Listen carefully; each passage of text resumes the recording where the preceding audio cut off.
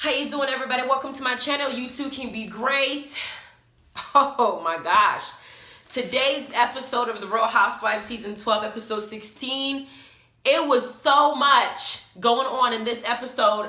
I had to take a lot of notes and try to piece it together because I have a lot to say about what happened. Now we know that it's going to be a focus on Mark and Kenya because of how things played out throughout this episode, but oh my God, it was just so much. Now last week, I did my review and I loved Mark's dominance. I loved how he's able to kind of if he don't like something, he's able to let you know. If he wants to, he basically navigates his life based on how he feels. If he's not ready to talk to somebody, he's not going to talk to that person. If he doesn't want to deal with drama, he's not going to deal with drama. It seems like he has this no-nonsense type personality. If it ain't working for me, it ain't working for me. He's very decisive about what he wants. And in some ways, that's a good thing.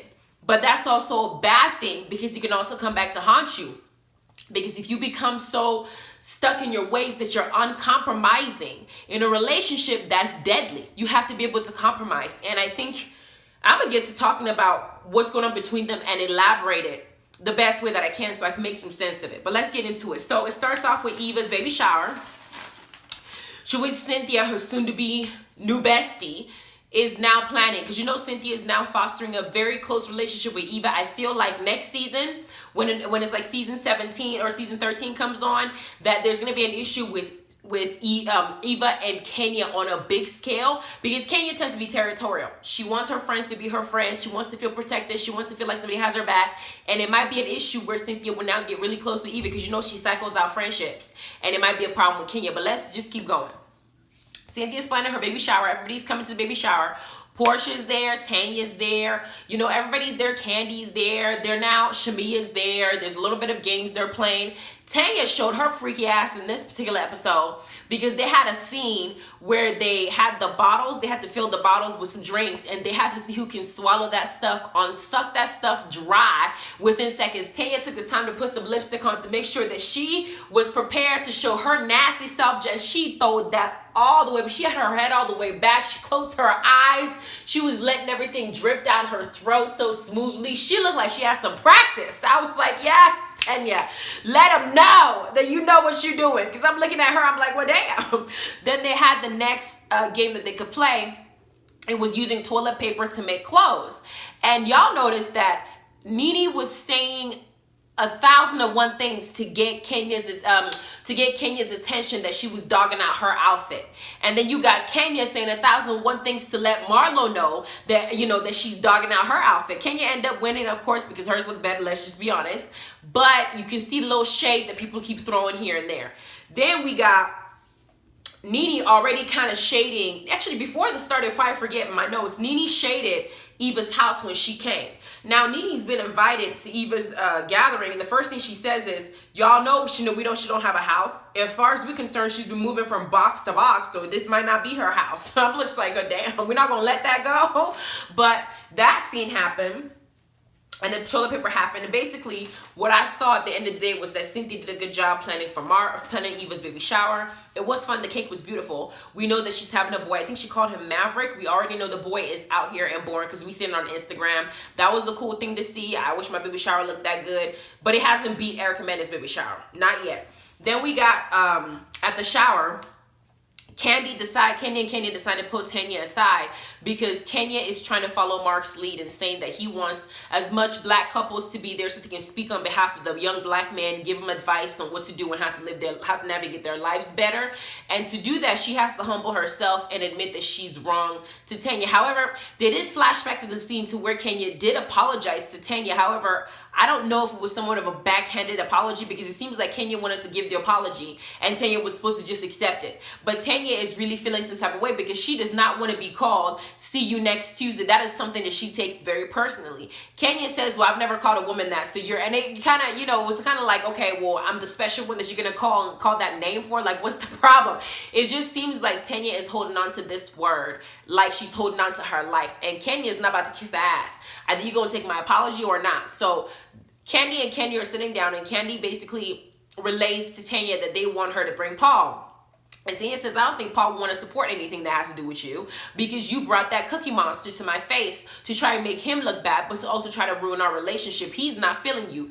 Or maybe he doesn't want to face Kenya face to face to admit his faults. I don't know. But for whatever reason, Paul ain't having nothing to do with Kenya. He don't want to be around her. He don't want to see her because what she created did cause a fight between Tanya and Paul. Probably when she went home, she wanted to know, why would you even talk to some cookie monster girl, even if you did? Why would you even put me in this position to where these ladies feel like they got to one-up me and they got some drama on me? So Paul ain't trying to deal with Kenya. Not at all. So he don't want to be with it. He don't want to be a part of it. And Tanya made that clear.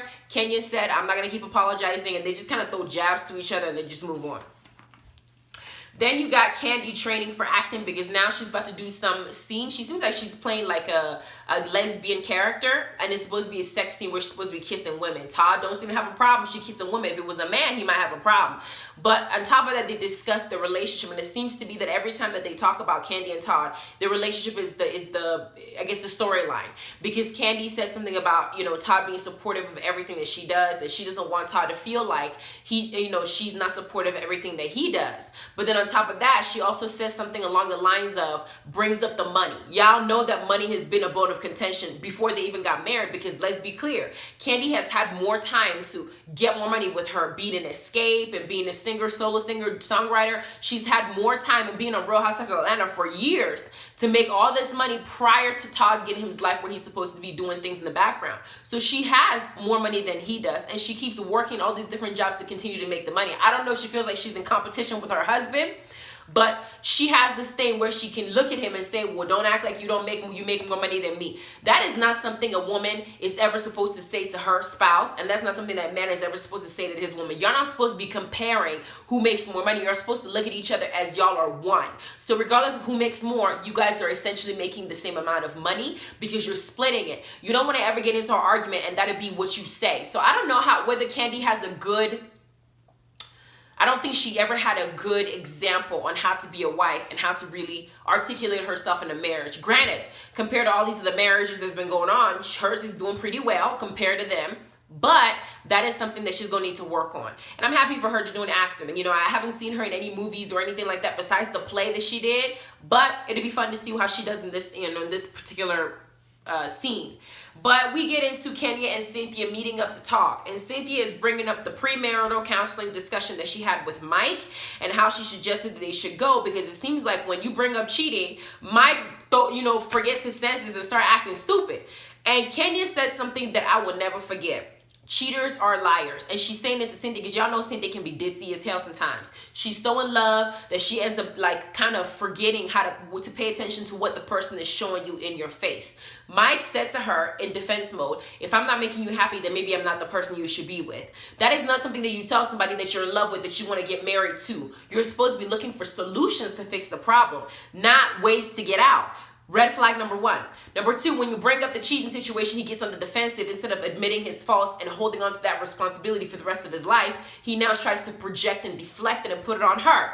Red flag number two. Bring up the counseling situation. Cynthia, y'all about to get married.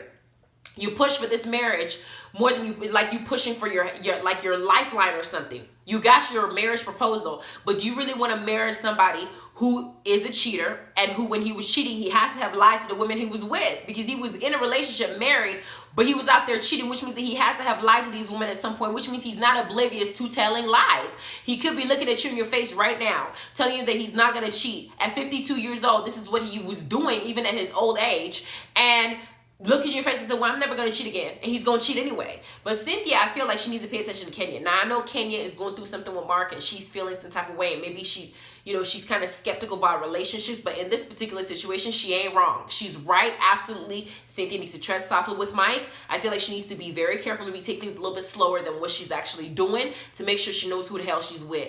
We got Kenya in this same conversation bringing up Mark. I would say something. Kenya says that whenever her and Mark have a problem, they don't discuss it. she just kind of throws it under the rug. They've been together for 3 years, and she said that she used, when in 3 months after being with him, she wanted him to propose, and she's like, ask me to marry you now, and I'll say yes.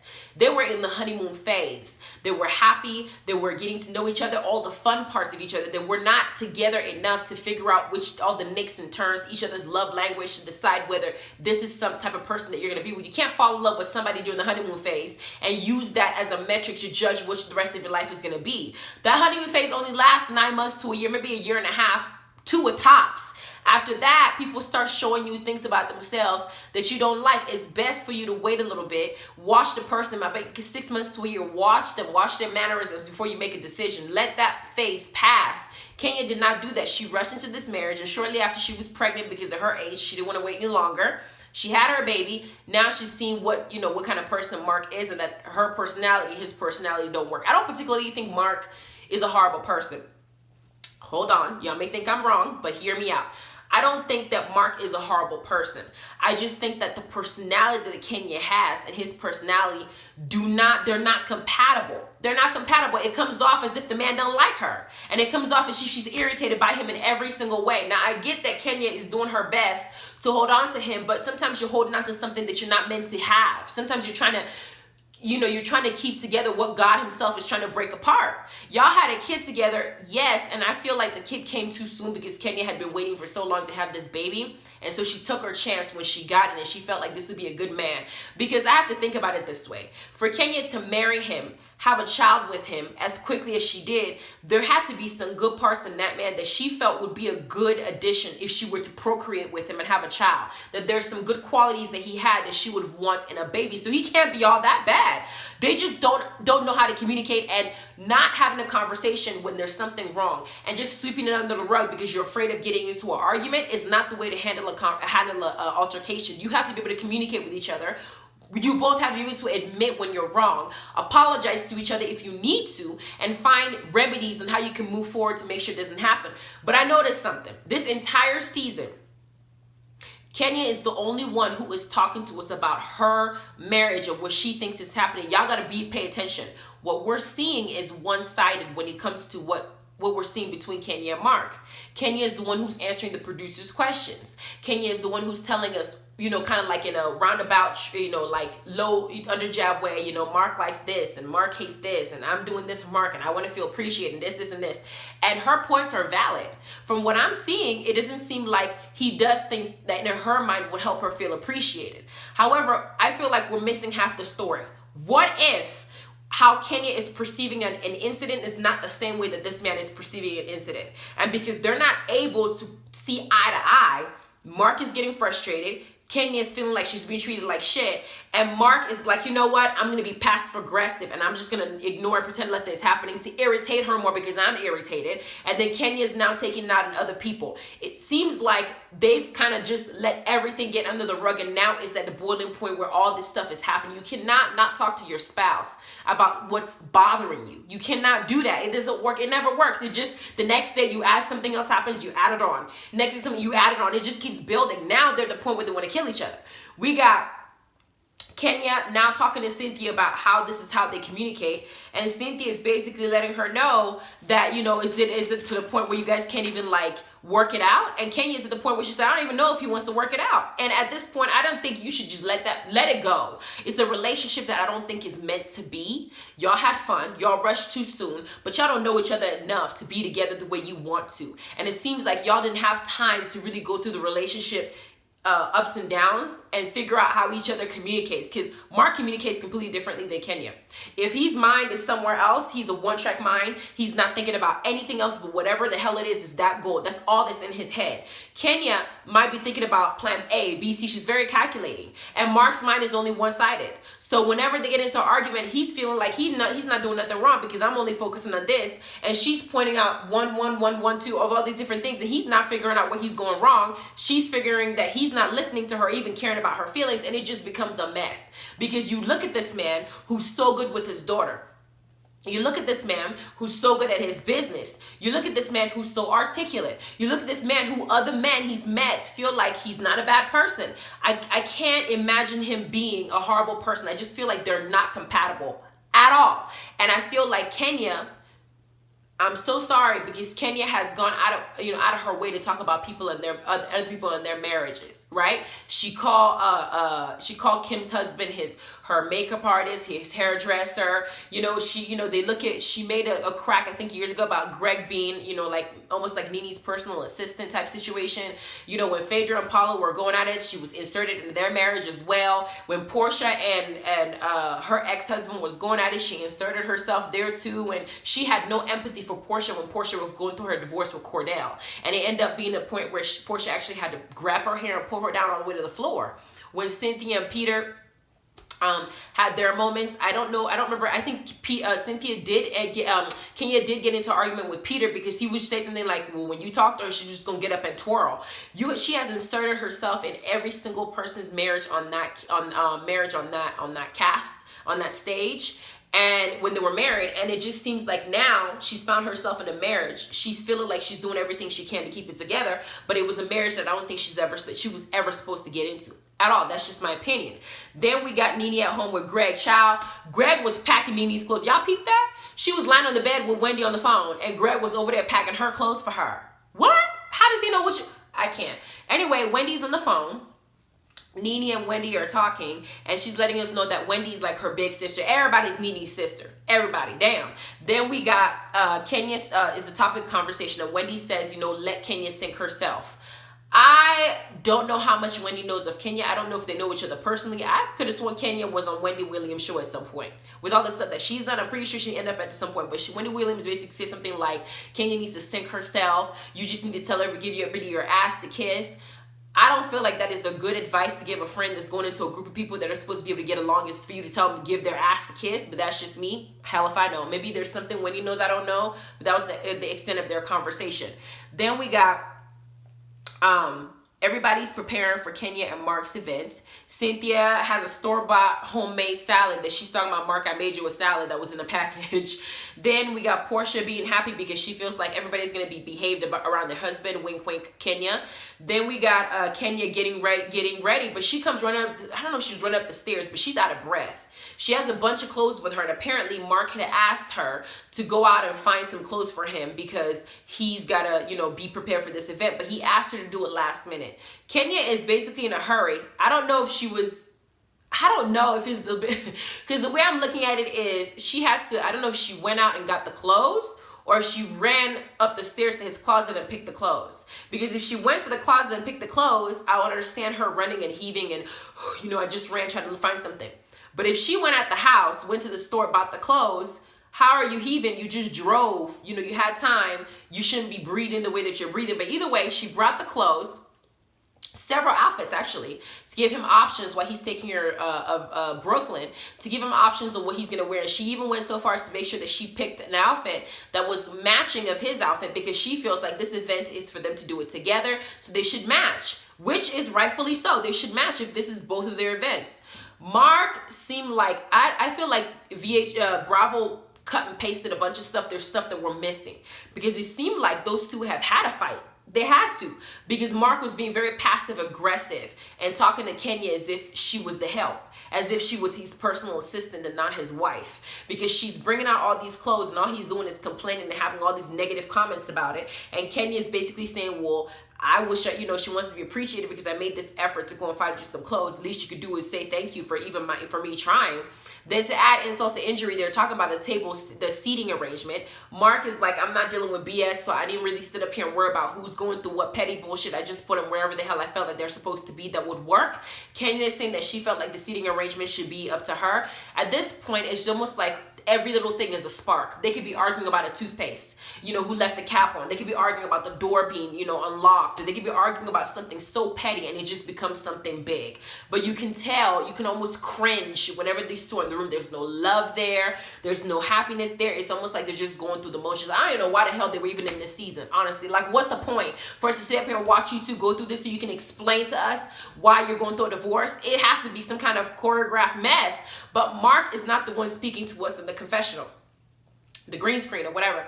is Kenya. So I'm kind of feeling like I need to see a second side, because it seems like we don't get to see them actually argue. We don't get to see what the problem is. We don't get to hear both of them argue to hear their points. It's just Kenya letting us know what she feels is wrong in the relationship. Mark passive aggressively, not even talking about what's wrong, just putting his little roundabout, digs to get her in a different way, and we not knowing what the issue is and what he really feels like. But we learn later on the end of the show that he feels like he's miserable in his marriage. He ain't happy. He knows things aren't working, and he's not just sit up there trying to just, I don't know if he's writing it out or what the issue, why he even chose to be on this season. It just don't make any sense. Then we got Kenya deciding that she wants to go get ready first, because she got to do her makeup, and it naturally takes women longer to get ready when we got all this glam stuff we got to do. And he's over there like mocking her, picking at her while she's going to go get dressed. Like, you going to get dressed before me? Like, are you supposed to go first? Kenya says that he feels like she's supposed to wait on him hands and foot. And he seems like when he's planning an event or whatever the case is, he wants to be the one to get ready. And I'm looking at both of them and how they interact with each other. I'm just like, y'all don't fit at all. Y'all don't care. Mark needs an old-fashioned woman who feels like she belongs in the kitchen. And Kenya needs a man that would allow her to be herself, as crazy as she is, but at the same time have some of the qualities that Mark has with regard to him, knowing that he's a man and being firm with her and knowing when to check her. At the same time, knowing when to let her be herself, because she can't get a word in. At the same time, you got Brooklyn, who's enjoying her daddy. It's just, this scene was just a mess. Because she ended up going into the room and she ended up calling him an asshole, because he was being an asshole to her. He was. And I'm thinking that he's being passive aggressive because something else is irritating him. When you start acting like that towards somebody that you had a kid with and you married, there is something else underneath all that facade that's making you pick at her in a different way. But you don't want to talk about it.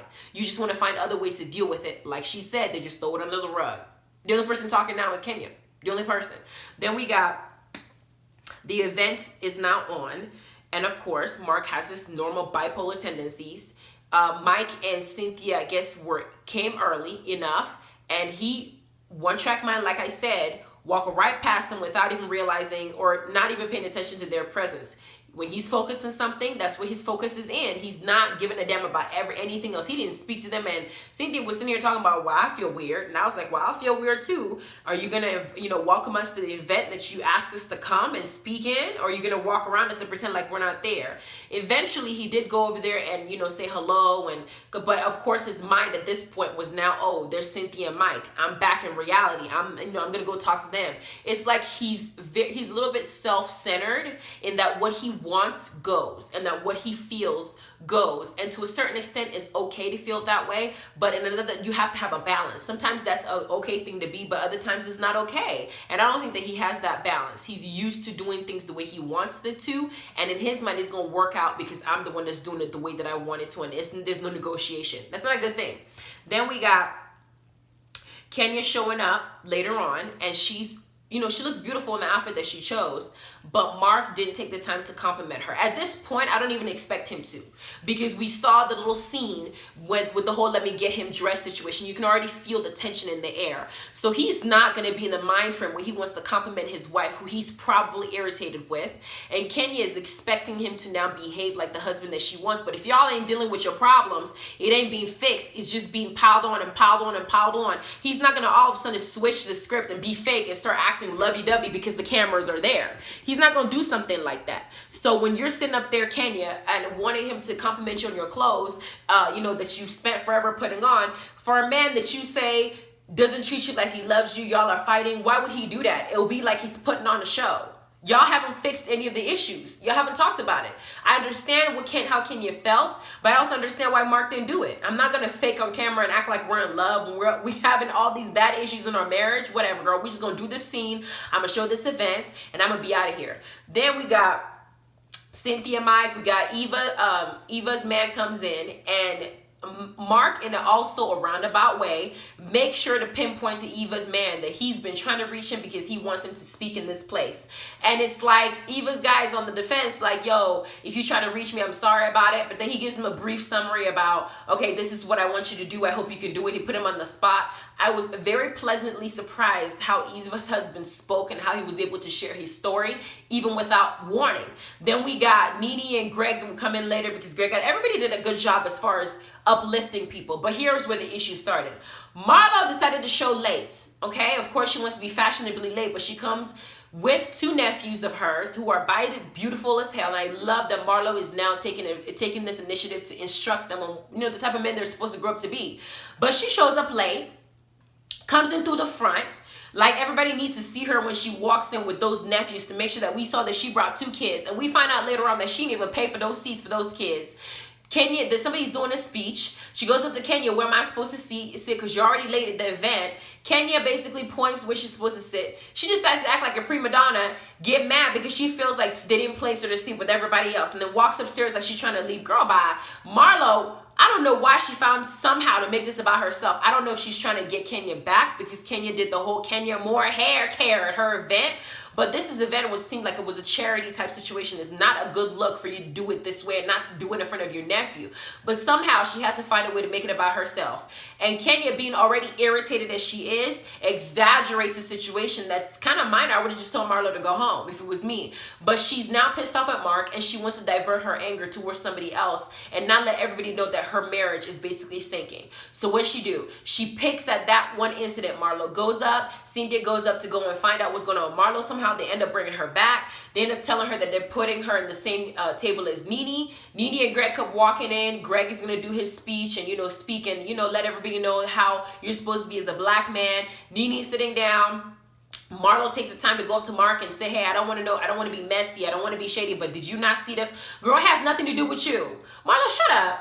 Then Kenya is now going from table to table, letting everybody know that Marlo is irritating her because to have Marlo handle the situation with the seating. Like, you didn't pay for nothing. You didn't support this system. You didn't offer any money. These chairs are $250 each, I think is what she says. You got two extra people taking up these seats, and you want to sit here and complain about where you're sitting. If the fact is, if I gave you a seat at all because you didn't pay for nothing, you should be grateful. And she basically keeps going on this rant about Marlo. You can see Mark in the background talking about, I just don't want to avoid drama. I want to avoid drama. I want to avoid drama. Avoiding drama doesn't mean that you don't address the situation. You have to go to your wife at some point and say, you know what? I get why you're upset. I get why you're angry. However, this is our event. We can discuss this after the fact, but we don't make a scene. But Kenya is feeling neglected. Mark did not acknowledge her not one time during his speech or thank her for whatever efforts that she put into this event, because in his mind, we are not in a good place, and I'm not going to fake and act like I love you. Here's the thing. Kenya needs to let this relationship go. It's not working. And then Mark is not the type of person that knows how to fake it, because in public you're supposed to, no matter what's going on in your life, in your mind, in public, so far as you still have a wife, you have to support said wife. You don't want everybody out there to know that something's wrong. And Cynthia and everybody were able to peep that you did not mention a word about the woman that is on your arm as your support system. You didn't say boo about her. Everybody else is thanking their wives, acknowledging them. Kenya is feeling some type of way, so she's going around thanking the men for being supportive, and she's throwing all these subliminal messages and how she feels and how she would hope basically her man would treat her. Even went so far as to tell Eva's husband that she finds the way that he handles himself so sexy. And I'm like, Kenya, this is the type of shit that you're supposed to say to Mark, not, you know, just brushing it off and not saying nothing. This is the type of shit that you need to say, but let this relationship go. It's not working. It's not working for you. But then on the side, you can hear some camera person asking Mark if he's even happy in his marriage. Mark's, I'm not happy in my marriage. Y'all can tell. Like, it's almost like it was embarrassing and it was hard to watch. This episode was lit. I enjoyed it because it was entertaining and it had some good ass drama, but it was hard to watch. I don't think I've ever pitied Kenya as much as I pity her now. Not because I feel like she's a saint, not because I feel like Kenya is the best person ever. She's entertaining, yes, and she does this show good because it keeps me watching. But the way that her and Mark were interacting with, I could feel her pain because I feel like she wants love. She wants attention. She wants the family that she really, you know, she had the baby. She doesn't want a marriage to end, but you're wanting it with a man that I don't think that your personality works with. On the other hand, I'm watching Mark, who is now realizing that Kenya is not the type of person he wants to be, but instead of gracefully bowing out and leaving the relationship, he's actively doing things to publicly embarrass her and to make people know that they're a divided front. Kenya can't keep agreeing to everything this man is saying, that he's not giving anything back to her. You can't treat her like she's your assistant. You can't treat her like you just don't give a damn. She is still the mother of your child. And you can definitely not go to your event and tell people that you're unhappy in your marriage and this is the last time they're going to see her, and that if they don't shut this camera down, they're going to see an ugly side of you. We already seen your ugly side because you're not good at hiding it. at all. At all. Kenya is good at taking jabs and letting us know, slowly and slowly what her issue is without coming out and saying, blatantly, the guy talks to me like crap when he's mad. We don't talk about our problems. He's not fucking me. He's not kissing me. He doesn't support me. That's her stance on what she has. We haven't heard anything from you, bro. We've only seen you be kind of passive aggressive and rude. It was sad to watch. Now, the next episode that they showed the previews. And of course, Kenya and Mark have separately announced that they're getting a divorce. We know today that they've tried to work it and they're still trying to work it out. They haven't officially divorced. However, this is the time when we got the announcement that they're filing for divorce after 3 years of marriage. And of course, they're about to go to Greece after this happens. Nene is not seeing it for Kenya, and Nene feels like this is karma for Kenya and how she treated Tanya and all these other people. Then we got Marlo, he's not feeling it for Kenya, and they're all going to be on the same trip. Obviously, these women are going to find a way to dig it in even more, because when Portia had this issue with Phaedra and she talked about Kandi the way that she did, Marlo didn't let that go. Nene didn't let that go. Cynthia didn't let that go. They used you while you were at your lowest point, and they just twisted the knife even further. In this particular situation with Kenya and everything that she's done to some of these females, whether it's pettiness, whether it's for entertainment purposes, this is her real life and what she's going through, but they don't give a damn. It was like Marlo was straight up saying, when Kandi said, y'all know what's going on, I'm going to need you guys, just to be sensitive to the situation. And Cynthia's talking about it too. And Marlo was like, I don't think I can give you that. I was like, damn, Marlo's going to use this moment to not only get her back for the Kenya Kenya Moore hair care stunt, and not to just get her back for everything she pulled at the charity event by putting her on blast and her childish behavior and how she handled herself about the seats. She's going to get her, and she's going to be petty as well, and she's going to get her good. And Nene's not going to spare her either. Nene's going to try to act like, yeah, I'm here for you, I want to talk to you. But Nene said herself that she was only going to the charity event to support Mark. But at the same time, she was upset when Kenya only invited Greg. She said, well, I got to be there too. We're a pair. Well, if you're going to support Mark, you got to support Kenya too. They're a pair. You can't just pick and choose. It's just these females, I don't know what the hell they want, whether they want an arm, a leg, whatever, but it was a mess. This episode was by far, I think, the most emotional for me. I wasn't crying, obviously, but I was just watching it and my heart was like cringing. Like, I just felt so bad watching. It's like watching their divorce play out. I really wish we could hear Mark's side to kind of put things into perspective on a full scale. Right now, all I'm seeing is Kenya's opinion and Mark's reaction. But there's got to be something behind it, because I know, and nobody just does this stuff. After you marry somebody, had a kid with them, loved them, they were so happy in their wedding, Mark is not just going to do this out of the blue. There's something he's not saying, and right now I feel like we're missing something. So hopefully we get to find out what it is in the reunion, because he's supposed to show up, and we're supposed to know, like, have them speak and let us know what's going on. Anyway, please like, subscribe, and notification bell. I'm going to do the Marriage Boot Camp Hip Hop Edition review because I missed it. I'm still going to do it anyway. I am also going to do a Black and Crew New York review tomorrow. And I'm still debating if I'm going to do the Growing Up Hip Hop. There's a little late, but I still want to talk about it. Love y'all. Bye.